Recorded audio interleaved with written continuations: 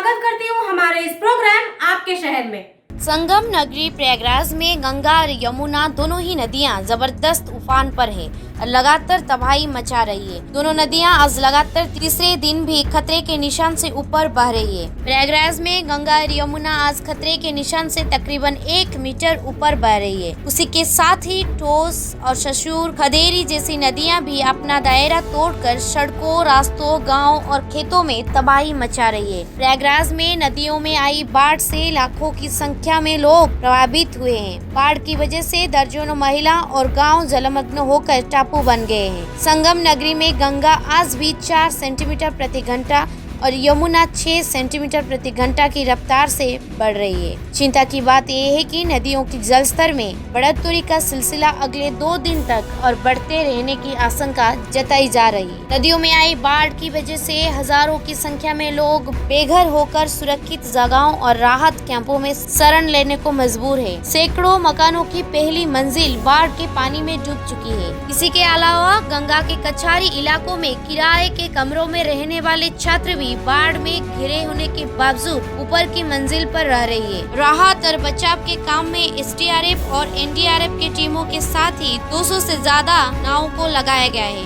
कई बाढ़ राहत केंद्र खोले गए हैं। सरकारी अमला भी लगातार निगरानी करते हुए हालात पर नजर बनाए हुआ है। हालांकि सुविधाएं सिर्फ प्रमुख जगहों तक पहुंच रही है। दूर दराज के इलाकों, गलियों और ग्रामीण इलाकों में लोग परेशान हैं। इन तक ना तो खाने की पैकेट पहुंच पा रही है और ना ही कोई दूसरे सामान। प्रशासन के दावे इलाकों एसडीआरएफ और एनडीआरएफ टीमें जरूर देवदूत बनकर लोगों की जिंदगियां बचा रही है।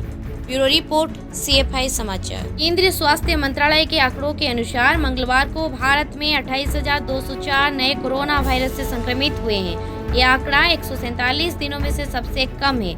इसी के साथ कुल मामलों की संख्या 3,19,98,158 हो गया है, जबकि देश में सक्रिय मामले गिरकर 3,88,508 हो गए, जो कि 139 दिनों में से सबसे कम है।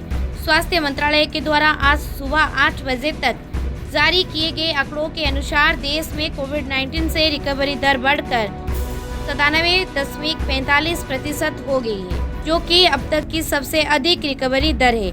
वहीं एक दिन में 373 ताज़ा मौत के साथ मरने वालों की संख्या 4,28,682 हो गई है। देश में कोरोना वायरस को मात देने के लिए बड़े स्तर पर वैक्सीनेशन अभियान चलाया जा रहा है। देश में पिछले 24 घंटों में कोरोना वायरस की 54,91,647 वैक्सीन लगाई गई, जिसके बाद कुल वैक्सीनेशन का आंकड़ा 51,45,02,68 हो गया है। स्वास्थ्य मंत्रालय के मुताबिक राज्यों और केंद्र शासित प्रदेशों को वैक्सीन की 52.56 करोड़ से ज्यादा डोज उपलब्ध कराई गई है।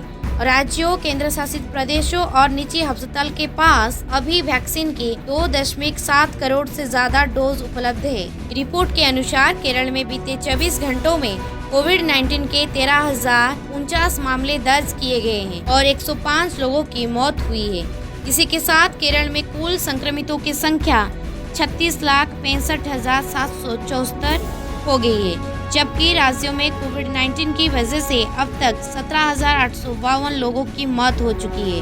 राज्य में एक्टिव मरीजों की संख्या 1,69,512 हो गई है। खबरों से मिली जानकारी के अनुसार कर्नाटक के स्वास्थ्य मंत्री डॉक्टर के सुधाकर ने स्पष्ट किया है कि CM बसवराज बोम्मई द्वारा कोविड-19 को रोकने के लिए सप्ताहांत कर्फ्यू और अतिरिक्त प्रबंधों की घोषणा के बाद कोई राज्यव्यापी तालाबंदी नहीं होगी।